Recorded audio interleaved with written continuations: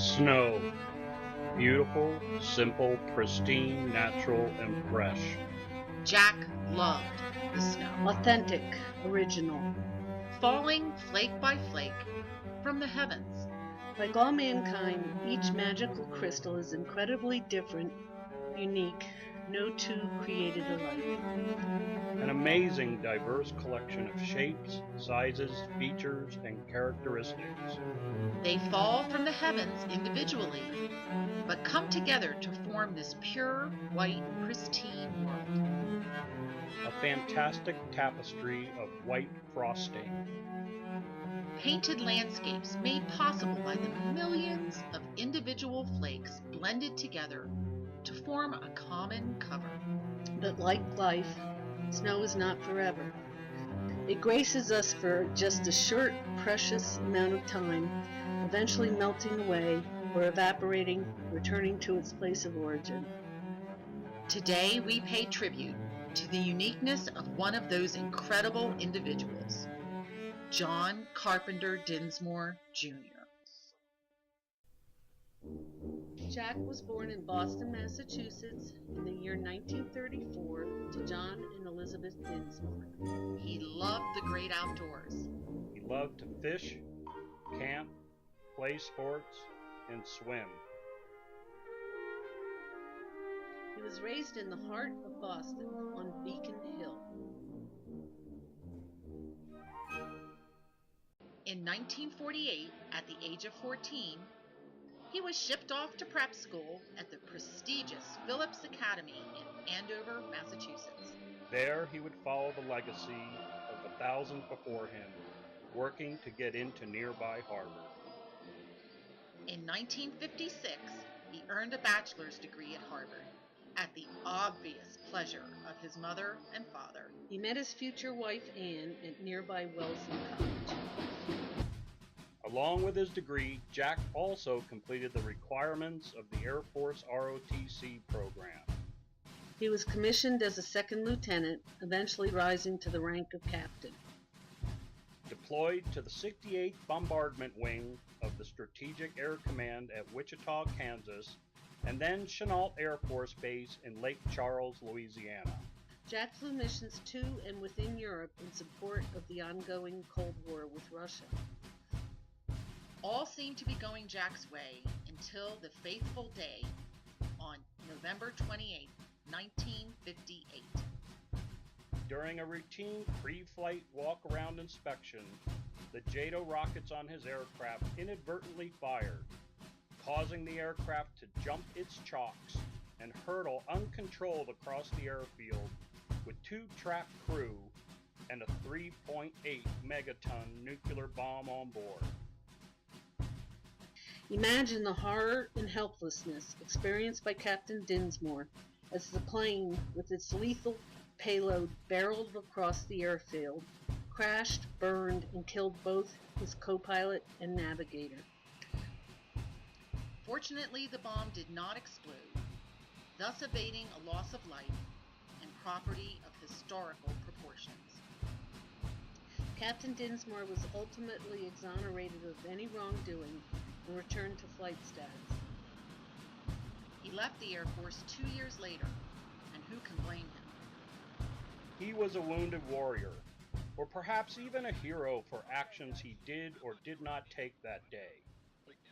Adding to his pain, his mother had died from alcoholism and his father committed suicide. His heart must have been filled with grief and sorrow. But Jack was strong, resilient, and brave, and he rebounded to carry his cross a long way, soaring to new heights and success.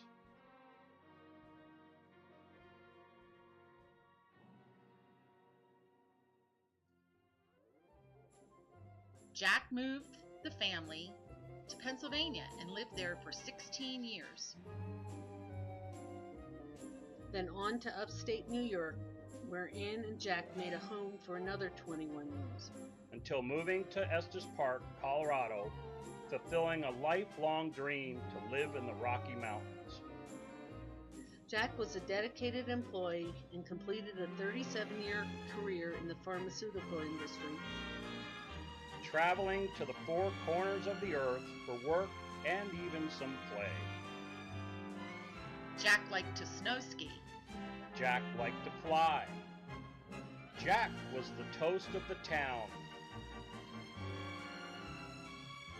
Jack loved anything having to do with water: pools, fountains, fish aquariums, and boating. You name it.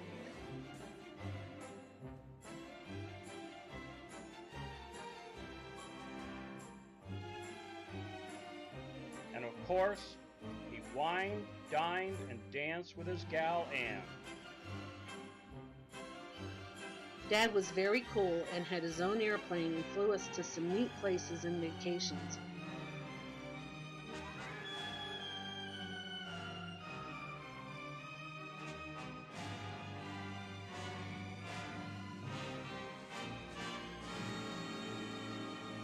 All the while dutifully serving his growing family, employer, community, country, and church.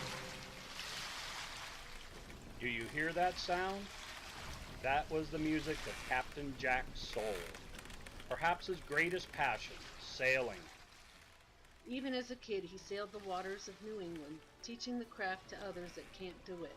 Later in life, he would sail in exotic places like the BVI's, U.S. Virgin Islands, the Windward Islands, the Leeward Islands,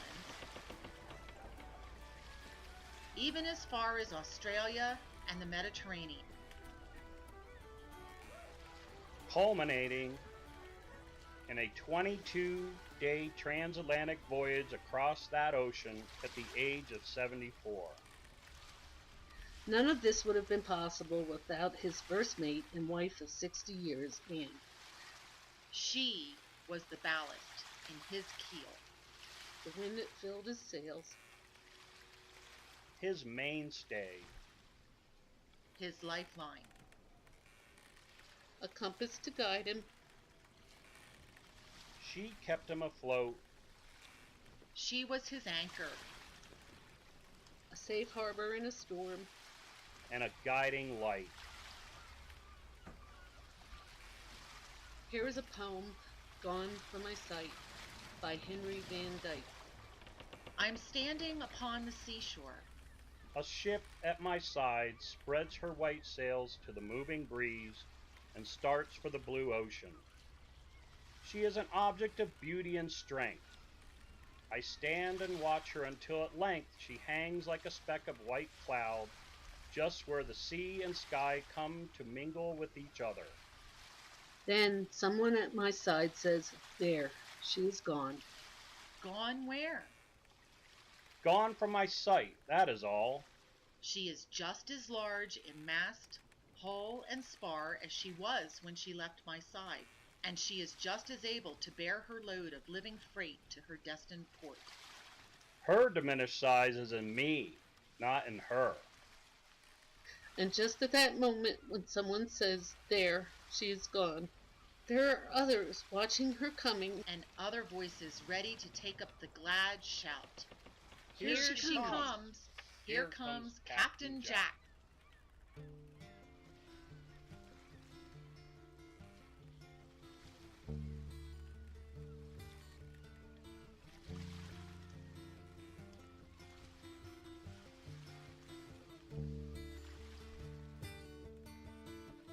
Old man, look at my life. I'm a lot like you were. Old man, look at my life. I'm a lot like you were.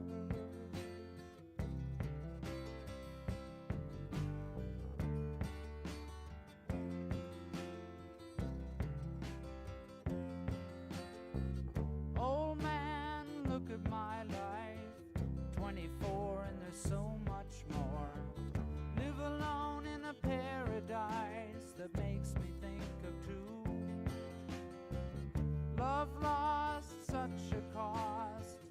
Give me things that don't get lost, like a coin that won't get tossed.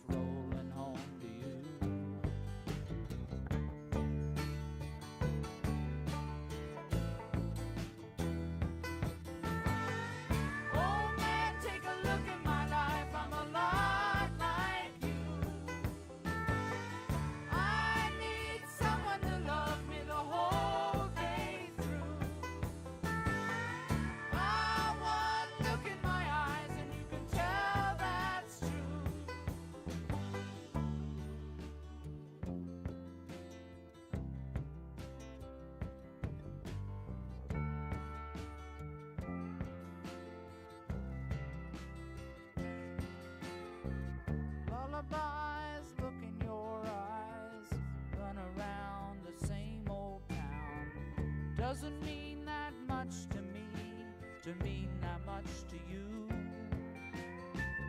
I've been first and last, look at how the time goes past.